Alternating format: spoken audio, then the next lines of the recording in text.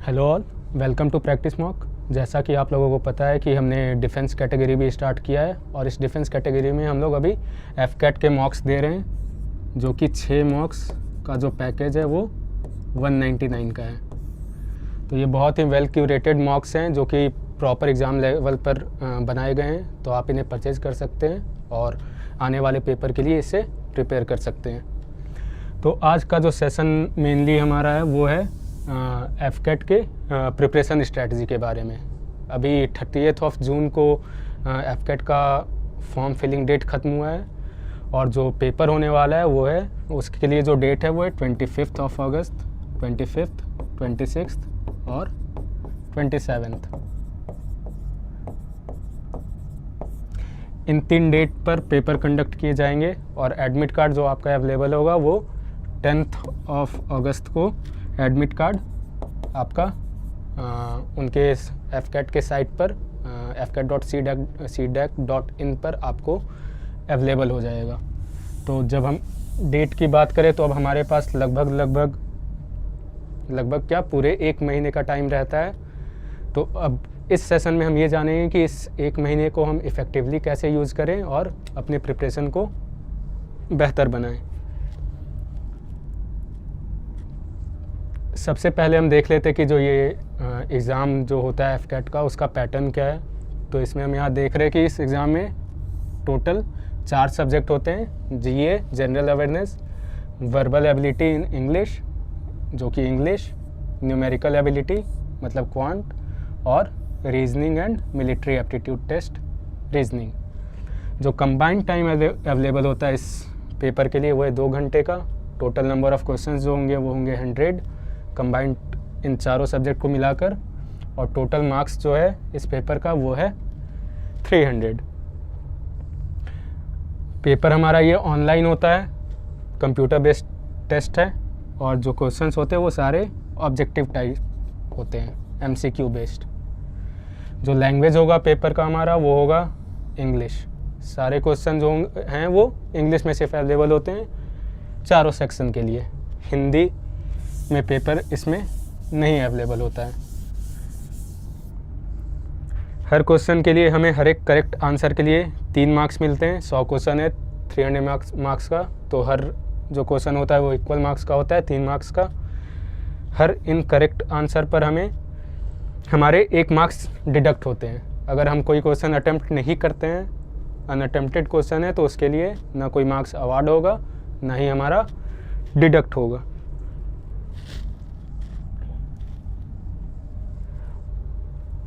Paper में हम देखेंगे कि हर सेक्शन में, इस स्लाइड में हम देख रहे हैं कि हर सेक्शन में कितने क्वेश्चन हैं। जैसे कि जीए में हम देख रहे हैं यहाँ 25 क्वेश्चन है, इंग्लिश में है 30 क्वेश्चन। अब ये 25 क्वेश्चन तो हर क्वेश्चन 3 मार्क्स का है, मतलब जीए जो हमारा है वो 75 मार्क्स का होगा लगभग। इंग्लिश जो है वो 90 मार्क्स का होगा। अब ये लगभग इसलिए क्योंकि ये जो नंबर ऑफ़ क्वेश्चन है ये एवरेज है। एफकेट क्या करता है कि नंबर ऑफ़ क्वेश्चंस को फ्लक्चुएट करता रहता है। कभी जीए में 20 क्वेश्चन भी पूछा गया है, कभी क्वांट में 18 क्वेश्चन भी पूछे गए हैं, न्यूमेरिकल एबिलिटी में, इंग्लिश में 25 क्वेश्चन भी पूछे गए हैं। लेकिन अभी जो रिसेंट ट्रेंड जो 2 बार से देखा जा रहा है उसमें ये देखा जा रहा है कि ये जो है ये वाला पैटर्न फॉलो हो रहा है। तो इंग्लिश में हमारे 30 क्वेश्चन हैं 90 मार्क्स के। मैथ्स जो है न्यूमेरिकल एबिलिटी वो है हमारा 20 क्वेश्चन 60 मार्क्स का, और रीजनिंग जो है हमारा वो है 25 क्वेश्चन 75 मार्क्स के। तो ओवरऑल जो हमारा टारगेट होना चाहिए वो हमारा टारगेट होना चाहिए 200+ मार्क्स स्कोर करने का। जैसा कि आप लोगों को पता है कि अभी ये एफकेट का पेपर रिटन पेपर होगा, उसके बाद जो लोग इसे क्लियर करेंगे उन्हें एएफएसबी इंटरव्यू के लिए बुलाया जाएगा। फिर वहाँ से जो रिकमेंड होते हैं वो वहाँ पीएबीटी के लिए अपीयर होंगे। ओवरऑल जब वो सारा प्रोसेस हो जाएगा, मेडिकल्स वगैरह हो जाएंगे, तो एक मेरिट लिस्ट बनती है। उस मेरिट लिस्ट के बेसिस पर फिर फाइनल सिलेक्शन होता है। तो मेरिट लिस्ट में हम एसएसबी में रिकमेंड होने के बाद भी बहुत बार ये होता है कि लोग रिकमेंड हो जाते हैं, मेडिकली फ़िट हैं, हर चीज़ है, मेरिट आउट हो जाते हैं। तो उस चीज़ को थोड़े हद तक अवॉइड करने के लिए हम क्या करेंगे, जो कि ये हमारे हाथ में है, ये रिटन पेपर हमारे हाथ में है। हम अगर अच्छे से प्रिपेयर करते हैं, अच्छे मार्क्स अगर हमारे इसमें आते हैं तो मेरिट आउट होने के चांसेस कम हो जाएंगे हमारे। तो हमारा टारगेट इसमें होना चाहिए 200 प्लस स्कोर करने का।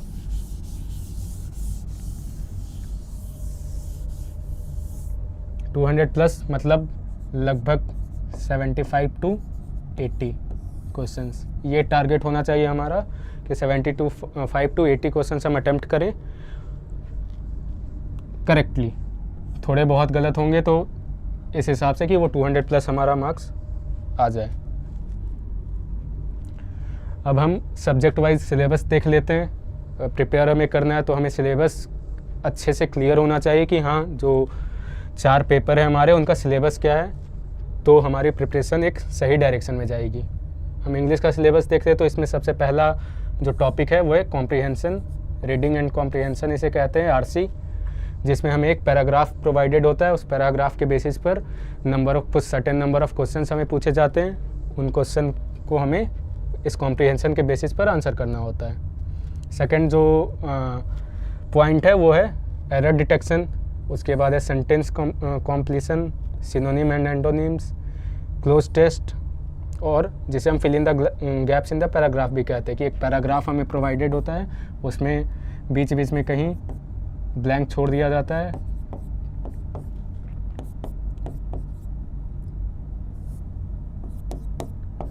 और फिर इसके बेसिस पर ऑप्शंस दिए होते हैं और हमें उन ऑप्शन को देखकर कि ए की जगह पर कौन सा ऑप्शन आएगा, बी की जगह पर कौन सा वर्ड आएगा, वो किस ऑप्शन में, ये हमें फिल करना होता है क्लोज टेस्ट में।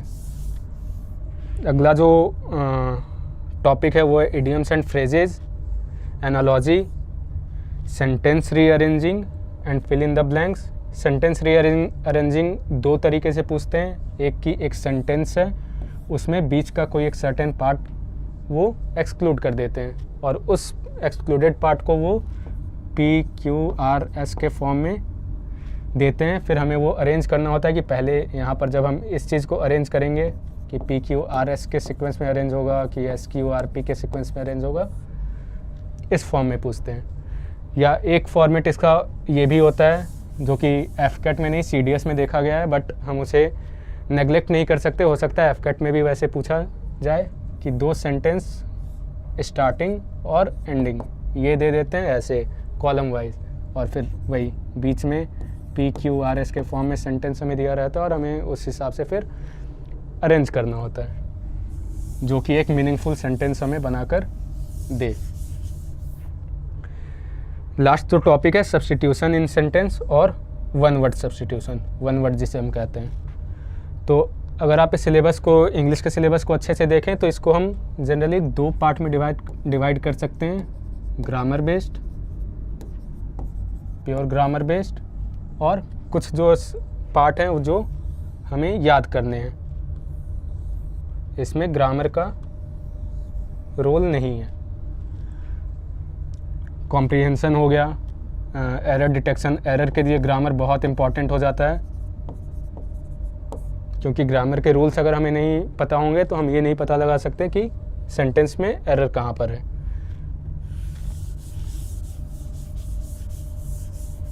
तो इस सेक्शन को प्रिपेयर करने के लिए आपको ग्रामर के रूल्स अच्छे से पता होने चाहिए। जो इम्पोर्टेंट रूल्स हैं उसके लिए आप क्या कर सकते हैं, एक बुक आती है रन एंड मार्टिन की,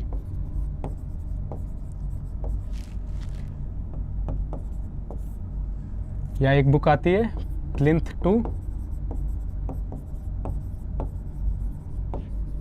पैरामाउंट। ये 2 बुक्स हैं। ये जो बुक है इसमें ग्रामर के रूल्स बहुत अच्छे से एक्सप्लेन किए गए हैं, बट अगर आपको उससे नोट्स नहीं बनाना हो तो ये प्लिंथ टू पैरामाउंट जो है ये बहुत सारे रूल्स का वो कंपाइलेशन इन्होंने कंपाइल करके रिवीजन कि हम रिवीजन अच्छे से कर पाएँ, इन्होंने पहले से ही कंपाइल करके दे दिया है। तो आप इस बुक को फॉलो कर सकते हैं या इस बुक को फॉलो कर सकते हैं। इस बुक में एक फ़ायदा आपको और होगा कि यहाँ पर आपको वन वर्ड, इडियम फ्रेजेस की लिस्ट, सिनोनिम एंटोनिम, ये सब भी मिल जाएंगे। तो आप दोनों में से किसी भी बुक को फॉलो कर सकते हैं। और ये जो ये याद करने वाले टॉपिक्स हैं इसके लिए कोई यूट्यूब वीडियो या कोई और कंपाइलेशन जो होते हैं उनको आप फॉलो कर सकते हैं। अगला सेक्शन जो होता है और सीक्वेंस भी जो देखा गया है, मैं जिस सीक्वेंस में सिलेबस बता रहा हूँ कि पहला जो सेक्शन होता है वो इंग्लिश का होता है, फिर जीए होता है। तो अगला जो सेक्शन हमारा है वो है जनरल अवेयरनेस का।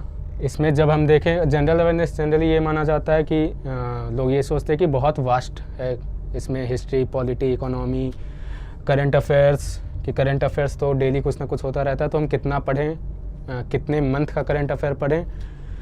बट लेकिन एफकैट के ट्रेंड को अगर हम अच्छे से एनालाइज करें, अच्छे से इसके प्रीवियस ईयर पेपर्स को देखें, तो बहुत हद तक हम ये प्रेडिक्ट कर सकते हैं कि हाँ किस किस टॉपिक पर क्वेश्चंस ज़्यादा पूछे गए हैं या एफकैट का फोकस किन टॉपिक्स पर ज़्यादा होता है। तो आइए जल्दी से देख लेते हैं कि ये जो इन टॉपिक में हर सेक्शन के अंदर कौन कौन से टॉपिक हैं जो ज़्यादा इंपॉर्टेंट है। जैसे हिस्ट्री में अगर हम एंशिएंट से, हिस्ट्री को जनरली 3 एंशिएंट, मेडाइवल और मॉडर्न में डिवाइड करते हैं। तो एंशिएंट में हम इंडस वैली सिविलाइजेशन, ये एक इम्पॉर्टेंट टॉपिक है। अलग अलग जो एम्पायर्स हुए हैं, इम्पॉर्टेंट एम्पायर्स बड़े बड़े, जैसे कि मौर्य, गुप्ता, ये सब एम्पायर्स हो गए। मिडाइवल टाइम में मुगल्स हो गए, मराठास हो गए। तो ये सब कुछ इम्पॉर्टेंट एम्पायर्स, इम्पॉर्टेंट बैटल्स जो कि हिस्ट्री में लड़े गए। इंडिया या इंडिया से बाहर मोस्टली जो एम्फेसिस होता है वो इंडिया के बैटल्स पर ही होता है। फिर मॉडर्न टाइम्स में अलग अलग जो रिवॉल्यूशन हुए हैं, रिवॉल्यूशन या मूवमेंट्स,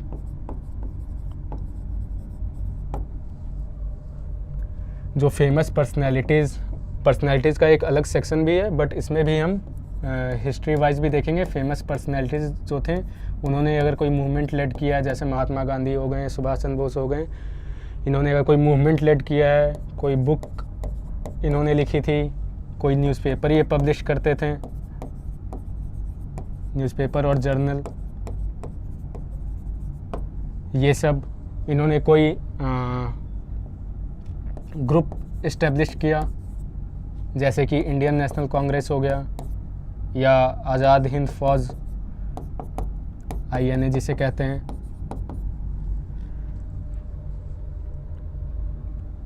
तो हिस्ट्री में जो मोस्टली ये सब टॉपिक पूछे जाते हैं। अगले सेक्शन में अगर हम आए हिस्ट्री के बाद, तो वो है ज्योग्राफी में जो ज़्यादा इम्पॉर्टेंट पार्ट है, मेनली सबसे पहले तो इंडिया के बारे में, पॉलिटिकल मैप और फिज़िकल, दोनों तरीके से इसे हम स्टडी करेंगे। पॉलिटिकल में आ जाता है वही स्टेट्स के बारे में, कितने स्टेट्स हैं, क्या है capital states, capital,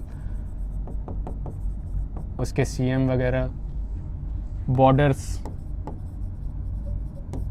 international border हो गया या कोई स्टेट किसी दूसरे कंट्री के साथ बॉर्डर लगाता है, तो ये क्वेश्चन भी देखने को मिलता है कि ये स्टेट कौन कौन से या कौन सी कंट्री है जो इन स्टेट के साथ बॉर्डर, किस स्टेट के साथ उनका बॉर्डर नहीं मिलता है।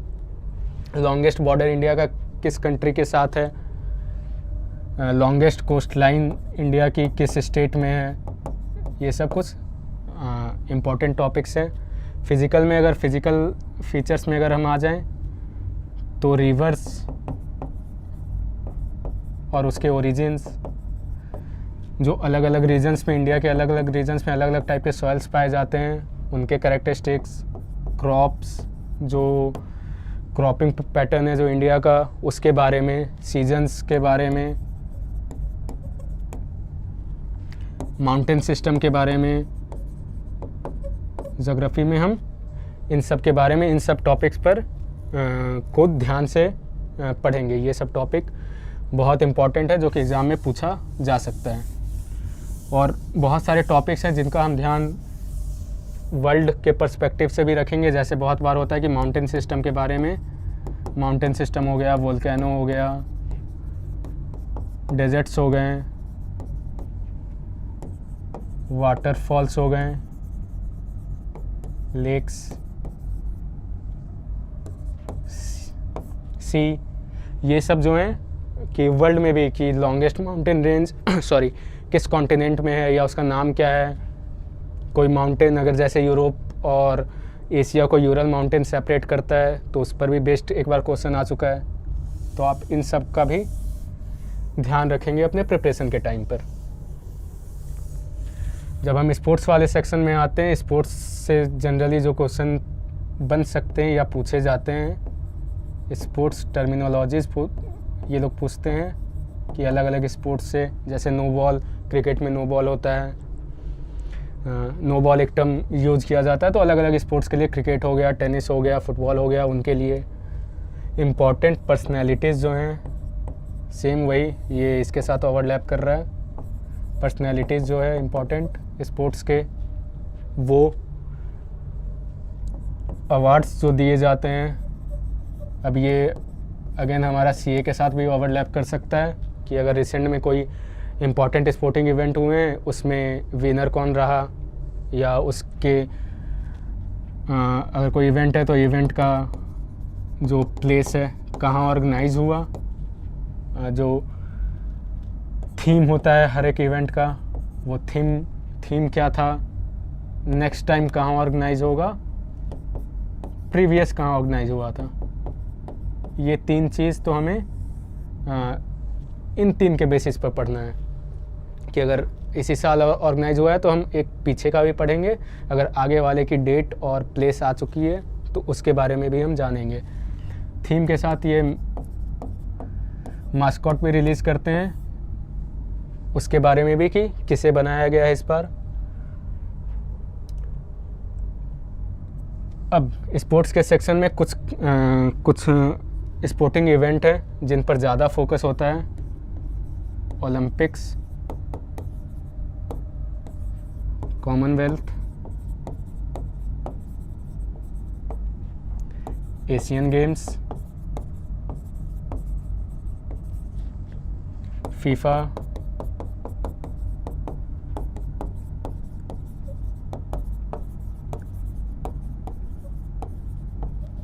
टेनिस ग्रैंड स्लैम, ये सब कुछ स्पोर्टिंग इवेंट है। या अगर कोई नेशनल और क्रिकेट वर्ल्ड कप, हर तरह के जितने वर्ल्ड कप हैं क्रिकेट में, क्रिकेट वर्ल्ड कप ये हो गया। और नेशनल अगर कोई और नेशनल जैसे हॉकी वर्ल्ड कप हो गया, उसके विनर, या कोई इम्पॉर्टेंट जो जूनियर लेवल पर भी खेले जाते हैं, बहुत इम्पॉर्टेंट गेम है, उसके बारे में भी इस सेक्शन से क्वेश्चन बन सकता है। स्पोर्ट्स के बाद जो हमारा नेशनल जो अगला पार्ट है वो है नेशनल एंड इंटरनेशनल ऑर्गेनाइजेशन। इसमें भी हमारा फोकस ज़्यादा होगा, जिसमें कि इंडिया मेंबर है पहली बात। तो उसके अलावा भी बहुत सारे हैं जिसका इंडिया मेंबर नहीं है, बट हम उसे भी पढ़ेंगे। इसमें ज़्यादा जो इम्पोर्टेंट है, सार्क हो गया, ब्रिक्स हो गया, यूएनओ, यूनाइटेड नेशंस ऑर्गेनाइजेशंस हो गया, और इसके जो ब्रांचेज है अलग अलग, उनके बारे में इस सेक्शन में। अब अलग अलग नेशनल इंटरनेशनल ऑर्गेनाइजेशन के बारे में हम कितने डिटेल में जाएंगे, तो क्या हो पढ़ना है हमें इसमें। हेडक्वार्टर, इस्टेब्लिशमेंट, ये कम इम्पॉर्टेंट है बट फिर भी जो बहुत ज़्यादा फेमस इंटरनेशनल ऑर्गेनाइजेशन है उनके बारे में कभी कभी उसकी इस्टेब्लिशमेंट डेट या ईयर भी पूछ लेता है। चीफ, करंट चीफ जो है, करंट चेयरमैन, चीफ जो कह ले, उनके बारे में भी। और मेंबर्स, बहुत सारे ऑर्गेनाइजेशन हैं जिनके बहुत लिमिटेड मेंबर्स है, 5, 10, 12। आसियान, ये भी एक ऑर्गेनाइजेशन है जो कि इम्पॉर्टेंट है, 5, 10, 12 मेंबर्स होते हैं, तो उनके हमें मेंबर्स ध्यान में रखने हैं। जैसे कभी पूछता है कि कौन सी कंट्री आसियान की मेंबर नहीं है, कौन सी कंट्री सार्क की मेंबर नहीं है, या इसका ऑपोजिट भी पूछ सकता है कि कौन सी कंट्री 4 ऑप्शन में सार्क की मेंबर या ब्रिक्स की मेंबर है। तो इन सब सेक्शन पर हमारा फोकस होना चाहिए नेशनल इंटरनेशनल ऑर्गेनाइजेशन में। आर्ट एंड कल्चर में जो टॉपिक पूछे जाते हैं वो है फोक डांसेस, अलग अलग स्टेट्स जो हैं उनके अलग अलग फोक डांसेस और फोक म्यूज़िक होता है। तो आपसे पूछ लिया जाएगा कि ये जो फोक डांस है वो किस स्टेट के लिए है। बिहू जैसे बिहू जो है वो किस स्टेट का फोक डांस है। पेंटिंग्स, ये से वही मिडाइवल एंशियंट टाइम में भी अगर इंडिया में कोई, जैसे राजा रवि वर्मा बहुत फेमस पेंटर हुए थे, उनकी पेंटिंग्स के बारे में पूछा जा सकता है। या मॉडर्न टाइम में कोई वैसी पेंटिंग बनी है जो कि बहुत ज़्यादा फेमस है, तो उसके पेंटर के बारे में पूछा जा सकता है।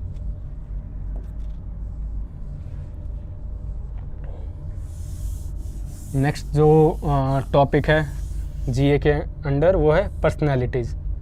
अब इसमें बहुत सारे टॉपिक्स है, ये इंटरकनेक्टेड है। हिस्ट्री से हम इसे कनेक्ट कर सकते हैं कि जैसे महात्मा गांधी हो गए, सुभाष चंद्र बोस हो गए, ये सब इम्पोर्टेंट पर्सनैलिटीज़ है, तो इनके बारे में पूछ सकता है कि इन्होंने अगर कोई वही न्यूज़पेपर जर्नल पब्लिश करते थे, कोई मूवमेंट लीड किया था, कुछ इन्होंने इस्टेब्लिश किया था, तो उससे रिलेटेड क्वेश्चन हो सकता है।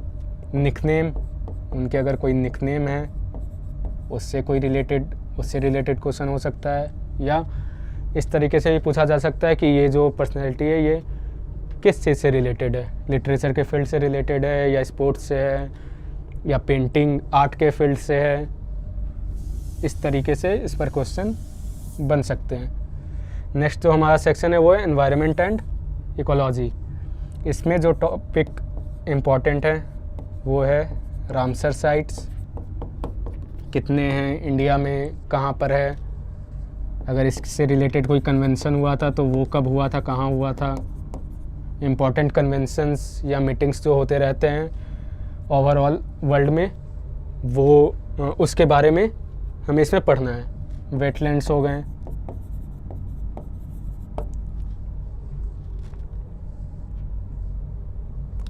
Biodiversity parks,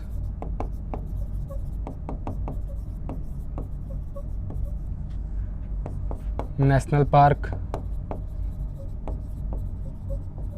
wild life sanctuary, tiger reserve, या अलग अलग जो स्कीम्स वगैरह जो गवर्नमेंट चलाती रहती है। जैसे टाइगर के कंजर्वेशन के लिए एक मूवमेंट चला था, एक स्कीम चली थी, तो वो कब गवर्नमेंट ने कब स्टार्ट किया, उसके अंडर कुछ अगर फीचर्स हैं तो इम्पोर्टेंट फीचर्स उसके क्या थे, वो सब। अगला जो टॉपिक है वो है फिर इंडियन पॉलिटी। ये खुद में एक वास्ट सब्जेक्ट है, बट इसमें भी हम अगर प्रीवियस ईयर पेपर को एनालाइज करके देखें तो बहुत सारे हम इम्पॉर्टेंट सेक्शंस हमें मिल जाते हैं। जैसे कि हिस्टोरिकल बैकग्राउंड कॉन्स्टिट्यूशन का, कॉन्स्टिट्यूशन बनने से पहले जो इवेंट्स हुए थे उनको हम कहते हैं historical background of Indian constitution. तो क्या इवेंट्स, इम्पॉर्टेंट इवेंट्स हुए थे, उसके बेसिस पर क्या क्या डेवलपमेंट हुए, वो हम इसके अंदर पढ़ते हैं। Parts schedules of constitution, important articles जो हैं कॉन्स्टिट्यूशन के। अब अलग अलग पार्ट में जो ज़्यादा इम्पॉर्टेंट टॉपिक है, फंडामेंटल राइट्स हो गया, डीपीएसपी हो गया, इन सब से क्वेश्चन कि किस पार्ट में है, आर्टिकल के किस पार्ट में फंडामेंटल राइट के बारे में या डीपीएसपी के बारे में कोई फंडामेंटल राइट को दे देगा कि वो किस आर्टिकल में है। इमरजेंसी प्रोविज़न हो गए हैं, emergency provision, judiciary, parliament, panchayats,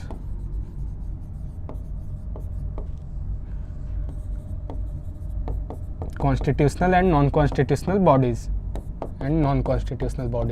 ये बहुत लिमिटेड लिस्ट है, तो इसे एक दो बार पूछा जा चुका है कि इसमें कौन सा कॉन्स्टिट्यूशनल बॉडी नहीं है। 4 ऑप्शन होते हैं, कौन सी बॉडी कॉन्स्टिट्यूशनल बॉडी नहीं है या नॉन कॉन्स्टिट्यूशनल बॉडी नहीं है।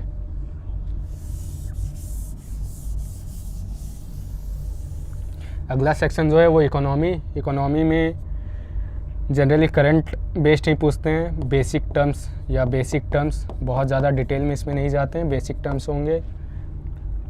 मोस्टली जो फोकस होता है 5 ईयर प्लान्स पर होता है, तो 5 ईयर प्लान्स को आप आपको अच्छे से पढ़ना है, ज़्यादा नहीं है तो उन्हें अच्छे से पढ़ना है। उसके जो फीचर्स, अगर कुछ इंपॉर्टेंट फीचर्स हैं उनको ध्यान में रखना है कि इस 5 ईयर प्लान में किस सेक्टर पर ज़्यादा एम्फेसिस था, किसको ज़्यादा इम्पोर्टेंस दी गई, ये हम पढ़ेंगे। जो recent budget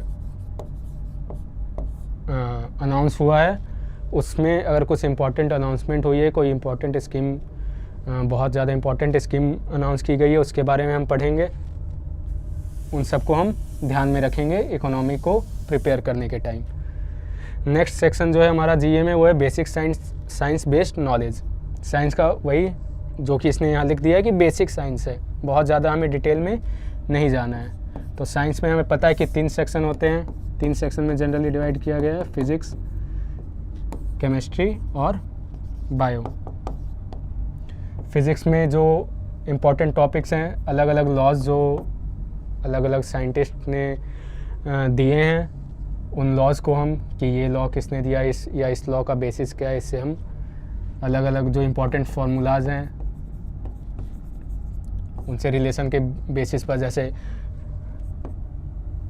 pressure upon is equal to force upon area होता है, तो इस पर बेस्ड कभी कोई एक क्वेश्चन दे सकता है कि अगर एरिया ज़्यादा हुआ तो प्रेशर पर क्या इफ़ेक्ट पड़ेगा। तो ये सब फार्मूलाज हमें ध्यान रखना है। इम्पॉर्टेंट डिस्कवरीज जो हुई हैं, डिस्कवरीज और इन्वेंशंस, अलग अलग जो फिज़िकल फिनोमेना जो होते रहते हैं नेचर में, या अलग अलग जो मशीन्स जो वर्क कर रही है, हम डे टू डे लाइफ में जो अलग अलग मशीन्स यूज़ करते हैं तो उनका बेसिस क्या है, बेसिस मतलब या वर्किंग प्रिंसिपल। ये फिज़िकल फिनोमेना किसके कारण होता है, कौन सा प्रोसेस है, किस प्रोसेस के कारण कोई भी फिज़िकल फिनोमेना है वो किस प्रोसेस के बेसिस पर होता है, या कोई मशीन वगैरह होता है वो किस प्रिंसिपल पर वर्क करती है। केमिस्ट्री में हम एसिड बेस सॉल्ट जो टॉपिक है, मेटल्स, नॉन मेटल्स,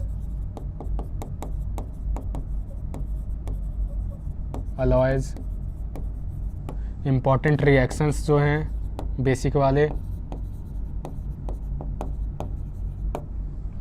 कंपाउंड्स जो day to day life use में हैं, इम्पॉर्टेंट कंपाउंड जैसे ब्लीचिंग पाउडर हो गया, बेकिंग सोडा हो गया, हमारा वॉशिंग सोडा हो गया, तो उसका फॉर्मूला पूछ सकता है कि ये इसमें कौन सा फॉर्मूला जो है वो बेकिंग सोडा का है, या कोई और कंपाउंड का नाम देकर 4 फार्मूला पे आपको प्रोवाइड किया होगा और पूछेगा कौन सा फार्मूला इस कंपाउंड का है। बायो में हम सेल, टिश्यू, अलग अलग ऑर्गेनेल्स जो हैं उन कि कहाँ पर वो प्रेजेंट होते हैं, या कुछ अगर किसी को कोई नाम दिया गया है, इसमें भी हम डिस्कवरीज पर ध्यान रखेंगे कि अगर कोई थ्योरी किसी ने दी है तो वो किसने दी है, किस साइंटिस्ट ने दी है। डिजीज़ और उसके कॉजिंग एजेंट्स, कोई डिजीज़ है कि मलेरिया है तो उसका कॉजिंग एजेंट कौन है। विटामिन्स एंड न्यूट्रिएंट्स, इस पर भी बेस्ड क्वेश्चन बहुत बार देखने को मिला है कि विटामिन ए का दूसरा नाम क्या है, या इसके कौन सी डिजीज़ इसकी डिफिशेंसी से, विटामिन ए, विटामिन बी की डिफिशेंसी से कौन सी डिजीज़ होती है।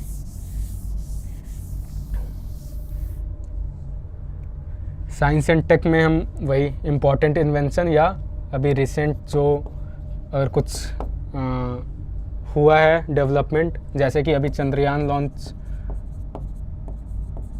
हुआ है, तो इस पर बेस्ड क्वेश्चन हो सकता है। मतलब चंद्रयान से हम अब कहाँ जा सकते हैं, इसरो एक इम्पॉर्टेंट टॉपिक है साइंस एंड टेक में, तो हम इसरो के बारे में भी हमें अच्छे से प्रिपेयर करना है। कब इस्टेब्लिशमेंट हुई, इसके जो अलग अलग मिशंस हैं इसरो के बारे में भी, और वर्ल्ड के जो इम्पोर्टेंट रिसर्च इंस्टीट्यूट्स हैं उनके बारे में भी। इंडिया में जो अलग अलग रिसर्च इंस्टीट्यूट हैं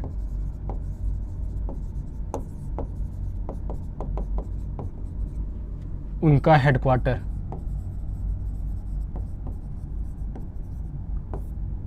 उनके हेडक्वार्टर्स कहाँ हैं ये भी आपको पढ़ना होगा, ये बहुत बार पूछा जाता है।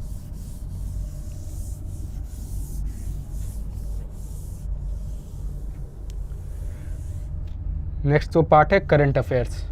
अब करंट अफेयर्स में बच्चे ये डर जाते हैं कि करंट अफेयर हम कितने पीछे तक का तैयार करें या कितने डिटेल में तैयार करें। तो एफकेट का पेपर, जैसा कि जब मैं पेपर पैटर्न डिस्कस करा था उसमें ही मैंने कहा कि ये एमसीक्यू बेस्ड है, मतलब कि बहुत ज़्यादा डिटेल्ड स्टेटमेंट्स आपको प्रोवाइड नहीं की जाएगी, टू द पॉइंट क्वेश्चंस होते हैं, तो बहुत ज़्यादा डिटेल में नहीं जाना है। लास्ट 6 to 8 मंथ सफिशिएंट होता है, बट बहुत सारे केसेस में, जैसे अब नोबेल प्राइज़ है, इस बार का वो अनाउंस नहीं हुआ है, तो वो पिछले साल जब भी अनाउंस हुआ होगा तो उस टाइम का वो पूछ सकता है। या बहुत सारे स्पोर्टिंग इवेंट्स का होता है, वो बहुत बैकडेट का भी पूछता है, तो वो आपको ध्यान रखना है। तो करंट अफेयर के लिए सबसे पहले तो न्यूज़पेपर मस्ट है कि न्यूज़पेपर हम डेली पढ़ें। न्यूज़पेपर पढ़ने का ये फ़ायदा होगा कि अभी कोई जो इम्पोर्टेंट टॉपिक चल रहा है, इम्पोर्टेंट इवेंट चल रहा है, वो न्यूज़पेपर में रिपीट होते रहते हैं। हर 1-2 दिन बीच करके वो फिर से रिपीट हो जाएगा, तो हमें वो न्यूज़पेपर के थ्रू वो इवेंट कवर हो जाएगा और ये भी पता चल जाए कि हाँ ये ज़्यादा इम्पोर्टेंट इवेंट है, तो हमें इसे अच्छे से देखना है। Plus CA compilation. अब न्यूज़पेपर में एक डिमेरिट है कि हमें उससे नोट्स बनाने पड़ते हैं। तो नोट्स आप न्यूज़पेपर से बना सकते हैं, बट नोट्स जो होगा वो टू द पॉइंट, ये नहीं कि पूरा पैराग्राफ हम उससे नोट कर रहे हैं। बस नोट्स का जो मेन एम होना चाहिए वो होना चाहिए रिवीजन, कि मैंने पढ़ रखा है, अब लास्ट में मुझे रिवाइज करना है कि हाँ इस टॉपिक से में ये इंपॉर्टेंट पॉइंट है, वो जैसे ही मैं देखूँगा मुझे पूरा वो इवेंट रिकॉल हो जाएगा। और सीए कंपाइलेशन में हमें पूरे मंथ का जो इम्पोर्टेंट करंट अफेयर हैं वो कंपाइल्ड फॉर्म में मिल जाते हैं। प्रैक्टिस मॉक की साइट पर हर मंथली सीए आता है, आप उससे पढ़ सकते हैं, बहुत ही अच्छे से वो कंपाइल्ड है और जितने भी इम्पोर्टेंट नेशनल इंटरनेशनल इवेंट है उसमें वो अच्छे से कवर किया गया है। फाइनली जो हम एफकेट का पेपर दे रहे हैं तो डिफेंस बहुत ही इम्पोर्टेंट टॉपिक बन जाता है। इससे 4 से 5 क्वेश्चन आजकल जो लास्ट के पेपर्स हैं उसमें देखा गया 4 से 5 क्वेश्चन आ रहे डिफेंस के बेसिस पर। तो डिफेंस में हमें डिफेंस वाले सेक्शन में जो ज़्यादा इम्पोर्टेंट टॉपिक हैं हमें किस किस पार्ट को कवर करना है। कमांड्स जो है इंडियन आर्म्ड फोर्सेज के कौन कौन से कमांड हैं और उनके हेडक्वार्टर का है। करंट चीफ जो हैं अलग अलग नेवी, आर्मी, एयरफोर्स के, उनके चीफ कौन हैं, या इसमें भी फर्स्ट इंडियन चीफ कौन थे आर्मी के, या फर्स्ट इंडियन चीफ कौन थे एयरफोर्स के, first air marshal of the air force कौन थे, या आर्मी में मार्शल का रैंक सबसे पहले किन्हें दिया गया, ये सब। अब ये फर्स्ट वाला जो पार्ट है ये बहुत चीज़ों के लिए इम्पॉर्टेंट हो जाता है कि इंडिया में फर्स्ट, अलग अलग कैटेगरी में, वर्ल्ड में फर्स्ट, ये भी आपको प्रिपेयर करना होगा। फिर से डिफेंस पर आए। अब चीफ हो गए, अलग अलग जो पैरामिलिट्री फोर्सेज हैं, बीएसएफ, एनएसजी, असम राइफल्स,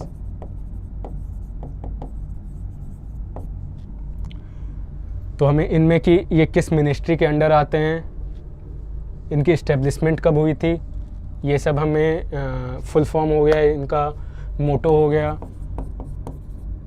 हर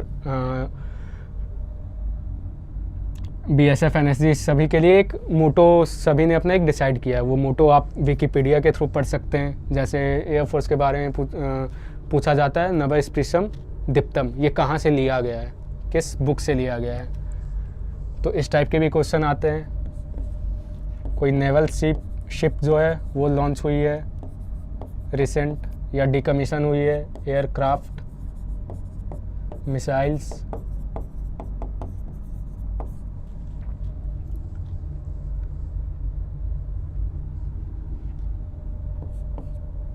मिलिट्री एक्सरसाइजेज अगर रिसेंटली या इन जनरल जो कंडक्ट की जाती है कि युद्धाभ्यास किस किस कंट्री के बीच में होता है या इंडिया किस के साथ ये एक्सरसाइज। अभी नोमैडिक एलिफेंट, जैसा कि आप जानते हैं कि नोमैडिक एलिफेंट अभी मंगोलिया में कंडक्ट हो रहा है। तो अलग अलग मिलिट्री एक्सरसाइजेज, जॉइंट और मल्टीलेटरल एक्सरसाइजेज को ध्यान में रखना है। अलग अलग ऑपरेशंस जो टाइम टू टाइम कंडक्ट किए गए हैं, जैसे अभी अलग अलग टाइम पर जो रेस्क्यू मिशंस इंडिया ने लॉन्च किए थे वो हो गए, या पहले के टाइम पर कारगिल के टाइम पर ऑपरेशन सफ़ेद सागर लॉन्च किया गया। ये सब ऑपरेशंस ध्यान रखना है कि वो किस टाइम पर उनका एम क्या था, या किस वार के टाइम कौन से ऑपरेशन को लॉन्च किया गया था।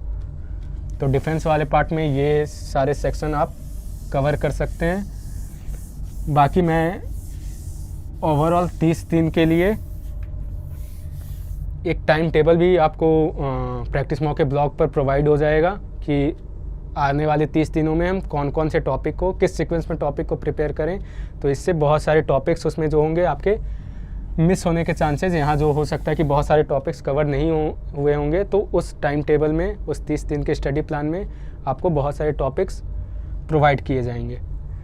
जो नेक्स्ट सेक्शन है हमारा वो है न्यूमेरिकल एबिलिटी का, क्वांट का जो लेवल होता है वो बाकी जो सेक्शन देखें हम, जीए हो गया, रीजनिंग हो गया या इंग्लिश हो गया, तो इसमें ये एक्सपेक्ट किया जाता है कि एक ग्रेजुएट जो होता है उसके लेवल की, ग्रेजुएट लेवल का स्टूडेंट वो उन सब चीज़ों को ध्यान रखे, उसे ये सब चीज़ें आनी चाहिए। लेकिन क्वांट का जो सिलेबस होता है या क्वांट का जो लेवल होता है वो होता है 10th लेवल के क्वेश्चंस होते हैं। तो एक ग्रेजुएट के लिए तो ये बहुत ही सिंपल है, बस हमें क्या करना है, अच्छे से रिवीजन करना है, जो बेसिक कॉन्सेप्ट्स हैं उन्हें अच्छे से पढ़ना है, अच्छे से ध्यान रखना है कि हमारे क्वेश्चंस सॉल्व हो जाएं। क्वेश्चन बहुत ज़्यादा हाई लेवल के नहीं होते हैं, बहुत ही बेसिक होता है, बस हमें अच्छे से क्वेश्चन को पढ़ना है। बहुत बार क्वेश्चन कंफ्यूजिंग हो सकते हैं, बट ये नहीं कि टफ होंगे। तो अगर हमारे कॉन्सेप्ट क्लियर है तो हम उन क्वेश्चन को अच्छे से अटेम्प्ट कर सकते हैं। और क्वांट में सबसे जो जीए में बहुत बार हो जाता है, जीए या रीजनिंग में, कि फिगर हो सकता है कि हमने फिगर अच्छे से देखा नहीं, तो उसमें एरर के चांसेस होते हैं। बट क्वांट में है कि एक्यूरेसी बहुत हाई होती है। अगर हमें वो कॉन्सेप्ट अच्छे से क्लियर है तो हम वो क्वेश्चन अच्छे से अटेम्प्ट कर सकते हैं। चलिए देखते हैं क्वांट न्यूमेरिकल एबिलिटी का सिलेबस जो है वो है decimal fraction, time and work, average percentage, profit loss, simple and compound interest, area perimeter. अब ये टॉपिक्स क्या है, सारे 10th लेवल के टॉपिक्स हैं, बहुत ही बेसिक टॉपिक्स हैं। टाइम, स्पीड एंड डिस्टेंस, अब इसमें 3 कैटेगरी हैं, रेसेज, ट्रेन्स और बोट्स एंड स्ट्रीम। प्रोबेबिलिटी हो गया, number system and number series, mixture and allegation और क्लॉक्स। ये सारे टॉपिक हैं। और सबसे सही है कि एफकैट ने सिलेबस को बहुत अच्छे से डिफ़ाइन कर दिया। तो हमें ये नहीं कि जैसे अब इसमें हम ये देख रहे हैं स्टैटिस्टिक्स नहीं है, तो हम स्टैटिस्टिक्स 10th के लेवल पर है स्टैटिस्टिक्स, लेकिन हम उसे नहीं पढ़ेंगे क्योंकि सिलेबस में नहीं है। तो क्वांट के लिए हम क्या कर सकते हैं, क्वांट के प्रिपरेशन के लिए अभी प्रैक्टिस मॉक ने अपना एक क्वांट कोर्स लॉन्च किया है, जो कि बहुत ही वेल क्यूरेटेड कोर्स है। उसमें कॉन्सेप्ट बहुत अच्छे तरीके से समझाए गए हैं, तो आप उस कोर्स को परचेज कर सकते हैं। अगर कोर्स उसके अलावा अगर आप किसी भी सोर्स को फॉलो कर रहे हैं तो किसी एक सोर्स को अच्छे से फॉलो करना है। ये नहीं कि कभी ये सोर्स फॉलो किया, कभी यहाँ से पढ़ रहे हैं, कभी वहाँ से पढ़ रहे हैं। सोर्स को एक सोर्स को हमेशा फॉलो करना है, उससे आपका टाइम वेस्ट नहीं होगा। अगर हम सोर्स बार बार चेंज करते रहेंगे तो हमारा सिलेबस कभी कंप्लीट नहीं होगा। फाइनल जो हमारा जो लास्ट सेक्शन है वो है reasoning and military aptitude. Reasoning को जनरली 2 सेक्शन में डिवाइड किया जाता है, वर्बल रीजनिंग और non verbal reasoning. Verbal reasoning में जो सेक्शन आते हैं वो है एनालॉजी। एनालॉजी मतलब कि इसमें होता है कि या तो ग्रुप ऑफ लेटर्स या ग्रुप ऑफ वर्ड्स जो दिए होते हैं, जो कि एक दूसरे से किसी न किसी लॉजिक से इंटरकनेक्टेड होते हैं। और उसके बाद फिर एक और वर्ड हमें प्रोवाइडेड होगा, कॉरस्पॉन्डिंग 4 ऑप्शन में हमें वर्ड्स प्रोवाइडेड होंगे या ग्रुप ऑफ लेटर्स प्रोवाइडेड होंगे, नंबर्स प्रोवाइडेड होंगे। हमें ये बताना है कि उस लॉजिक के, इस पहले वाले लॉजिक के अकॉर्डिंग यहाँ पर क्या वर्ड, लेटर या नंबर आएगा। नेक्स्ट सेक्शन है ब्लड रिलेशन। ब्लड रिलेशन में जो अलग अलग रिलेशन पर बेस्ड क्वेश्चन की हमें कि एक पिक्चर को देखकर कहा जाता है कि वो कोई पर्सन कहता है कि ये मेरे फादर के सन की बहन है, ऐसे करके। तो इसमें ब्लड रिलेशंस पर बेस्ड क्वेश्चन होते हैं। हमें बताना होता है कि हाँ जो क्वेश्चन है उसमें वो जो रिलेशन निकल कर आ रहा है वो कौन है। कोडिंग एंड डिकोडिंग, ये लेटर बेस्ड भी होते हैं, नंबर बेस्ड भी होते हैं। सीक्वेंसिंग, ऑड वन आउट, कि 4 हमें चीज़ें प्रोवाइडेड है जिसमें से 3 जो है वो किसी न किसी लॉजिक से एक ग्रुप के हैं, कोई एक है जो वो इन ग्रुप को फॉलो नहीं करता है। क्लासिफिकेशन भी वो थोड़ा थोड़ा सिमिलर है इससे। डायरेक्शन सेंस, इक्वेशंस के जो टाइप होते हैं, जैसे कभी कभी आपने ये क्वेश्चन देखा होगा कि 5, 6 divided by 4 into 3 is equal to, अब यहाँ एक नंबर दिया होता है। इसमें 2 टाइप से क्वेश्चन पूछा जाता है कि कभी ये होता है कि हम किन 2 साइंस को इंटरचेंज करें कि ये जो इक्वेशन है वो ट्रू हो जाए। अगर हम इन साइंस को देखते हैं तो वो इक्वेशन ट्रू नहीं होता है। जब हम इंटरचेंज करें किसी 2 साइन को तो वो इक्वेशन ट्रू हो जाएगा। या इसमें भी साइन को कोड कर दिया जाता है कि प्लस को अब हमें मानना है माइनस, मल्टीप्लिकेशन को मानना है डिवीज़न, ऐसे करके। अब इस चीज़ को अगर हम अप्लाई करेंगे तो इस जो इक्वेशन हमें प्रोवाइडेड है उस इक्वेशन का फाइनल आंसर क्या होगा।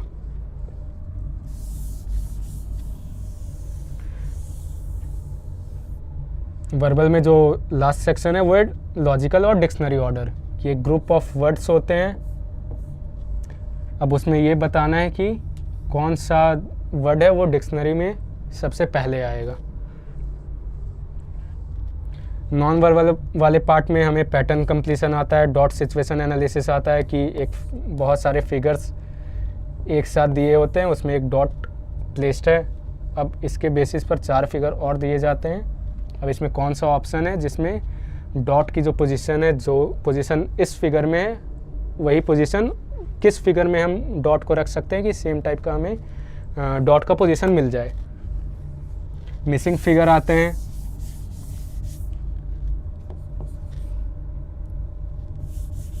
कि एक फिगर हमें प्रोवाइडेड होता है, 4 सेक्शन में डिवाइडेड है, वो 3 पार्ट हमें दिया होता है, एक मिसिंग होता है। हमें ऑप्शंस के थ्रू वो मिसिंग पार्ट फाइंड करना है कि कौन सा पार्ट इस फिगर को कंप्लीट कर देगा।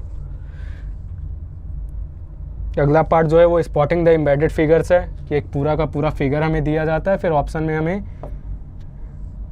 अलग अलग टाइप के शेप, इस फिगर से ही निकले हुए अलग अलग शेप दिए हैं। अब हमें पता करना है कि उन चारों ऑप्शन में से कौन सा पार्ट है जो वो इस फिगर में भी इंक्लूडेड है। अगला सेक्शन है वेन डायग्राम, और फाइनली डाइस पर बेस्ड भी क्वेश्चन हमें देखने के लिए मिलते हैं रीजनिंग में।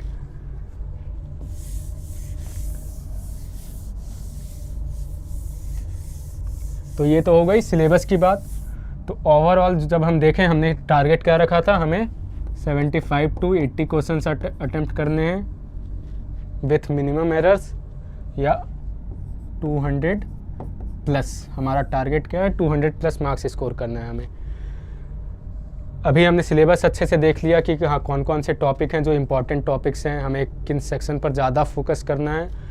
तो उसके बेसिस पर अगर हम डेली 7 to 8 आवर्स अच्छे से डिवोट करते हैं तो ये सफिशिएंट है हमारे लिए इस एग्ज़ाम को क्लियर करने के लिए। इस एग्ज़ाम का जो लेवल है 7 to 8 आवर्स अगर आप अच्छे से देते हैं बिना ध्यान को इधर उधर भटकाए, तो 7 to 8 आवर्स के प्रिपरेशन में सेल्फ स्टडी से आप बहुत अच्छे मार्क्स स्कोर कर सकते हैं। अब हम आइए जान लेते हैं थोड़ा कि कौन कौन से स्टैंडर्ड बुक्स हैं। बहुत बार ये होता है कि हम कंफ्यूज रहते हैं कि किस सोर्स से हम पढ़ें, यूट्यूब से पढ़ें या किसी कंपाइलेशन से पढ़ें। तो कुछ सोर्स, यूट्यूब के अलावा जो सोर्सेज हैं न्यूमेरिकल एबिलिटी के लिए मैंने आपको बताया क्वांट का जो कोर्स है प्रैक्टिस मॉक का, उसे आप परचेज़ कर सकते हैं। वो आपको एक जगह पर सारे जो टॉपिक्स हैं उनका कंपाइलेशन मिल जाएगा। उसमें आपको अलग अलग टाइप के क्वेश्चंस की इस टॉपिक से कैसे कैसे क्वेश्चंस बन सकते हैं वो भी आपको उसमें अच्छे से बताया जाएगा विथ शॉर्ट ट्रिक्स। उसके अलावा प्रैक्टिस के लिए आप ऑब्जेक्टिव अरिथमेटिक बाई एस चांद को फॉलो कर सकते हैं। अगर आपने बेसिक कॉन्सेप्ट्स जो पढ़ लिया वो आपको प्रैक्टिस करनी है तो। साथ में quantitative aptitude for competitive examination by R S Agarwal है, ये बुक आप फॉलो कर सकते हैं। उसके अलावा हमारी साइट पर टॉपिक वाइज क्विजेज़ हैं जो कि बिल्कुल फ्री हैं, तो आप टॉपिक वाइज क्विजेज़ लगा सकते हैं कि मैंने अगर टाइम एंड वर्क पढ़ा, अगर क्वांट न्यूमेरिकल एबिलिटी की बात करें कि मैंने टाइम एंड वर्क टॉपिक पूरा पढ़ लिया, अब उस पर बेस्ड टॉपिक वाइज क्विजेज जितने अवेलेबल हैं हम उन्हें अटेम्प्ट कर सकते हैं। जनरल अवेयरनेस के सेक्शन में लुसेंट की एक बुक आती है, ऑब्जेक्टिव जनरल नॉलेज है। इसमें हिस्ट्री, ज्योग्राफी, पॉलिटी हर चीज़ कवर किया गया है एमसीक्यू के फॉर्म में। एक इनका कॉन्सेप्ट बेस्ड भी बुक आता है जिसमें एमसीक्यू से पहले थोड़ी थ्योरी भी दी हुई है, तो आप उसे रेफ़र कर सकते हैं। न्यूज़पेपर्स सीए के लिए और मंथली सीए। प्रैक्टिस मॉक में वीकली क्विजेज भी सीए के अपलोड होते हैं, तो आप वीकली सीए भी लगा सकते हैं और साथ में मंथली सीए का कंपाइलेशन भी आप यहाँ से पढ़ सकते हैं। वर्बल एबिलिटी के लिए मैंने सबसे जो पहले बताया था रेन एंड मार्टिन की जो बुक आती है या प्लिंथ टू पैरामाउंट, आप इन दोनों को किसी एक को इसको भी फॉलो कर सकते हैं कि ग्रामर और वो जो याद करने वाली चीज़ें हैं, सिनोनिम, एंटोनिम, ये सब चीज़ें आपको एक जगह मिल जाएंगी। रीजनिंग के सेक्शन के लिए हम दो बुक्स हैं, verbal reasoning by Bhupendra Kumar Singh और verbal and non verbal by again R S Agarwal.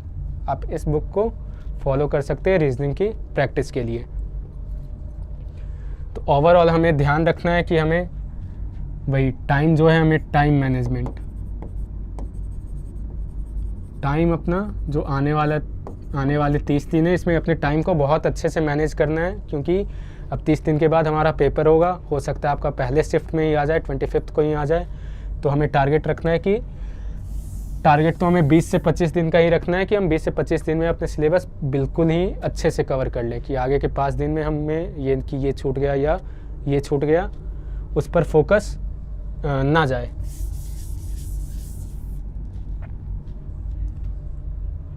Finally कुछ ये सिलेबस जब हम पढ़ते हैं अलग अलग टॉपिक्स, तो कुछ इंपॉर्टेंट टिप्स है उसके लिए कि हमें मल्टीपल रिसोर्सेज, अभी मैंने बहुत सारी बुक लिस्ट बताई लेकिन आपने देखा होगा कि बहुत लिमिटेड है वो, तो हमें मल्टीपल रिसोर्सेज को अवॉइड करना है। ये नहीं कि कभी लुसेंट की जीके पढ़ रहे हैं, कभी बैठ के स्टैंडर्ड बुक्स बहुत जो यूपीएससी के लिए होते हैं उन्हें पढ़ना स्टार्ट कर दिया, वो ज़रूरी नहीं है। हमें कोई एक रिसोर्स जो इस एग्ज़ाम के लिए सफिशिएंट है उस रिसोर्स को पढ़ना है और उसी पर स्टिक रहना है, उसी को मल्टीपल टाइम रिवाइज़ करना है। Revision is the key.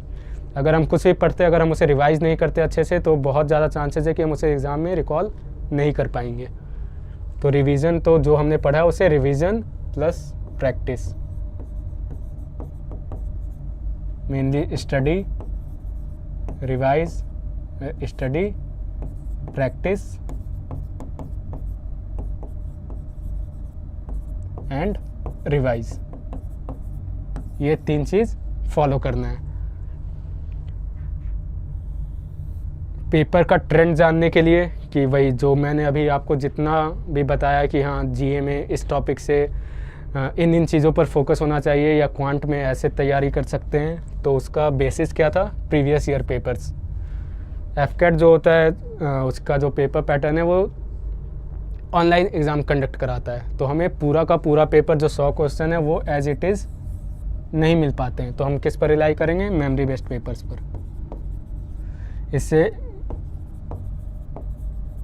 इससे हमें ये पता चल जाएगा कि क्वेश्चंस के एक तो लेवल, कि क्वांट में अगर कुछ क्वेश्चन पूछा जा रहा है तो उसका लेवल क्या है, अलग अलग क्वांट क्या, हर एक सारे सेक्शन में उसका लेवल क्या है,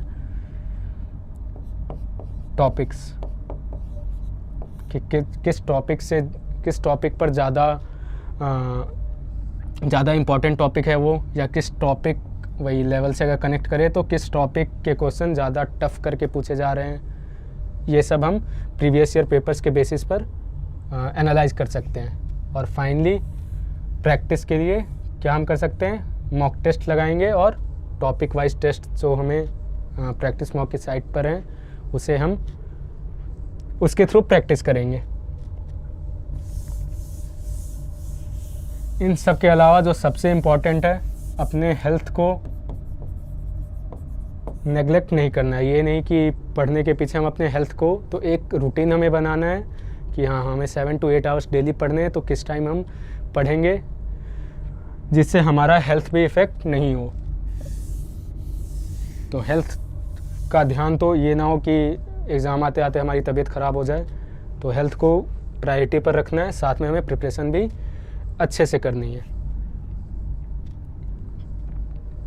तो फाइनली ये था हमारा सेशन, जो स्ट्रेटजी सेशन था कि आने वाले 30 दिनों में हम कैसे अपनी तैयारी को और अच्छे से अच्छा कर सकते हैं, अच्छे से बेहतर कर सकते हैं।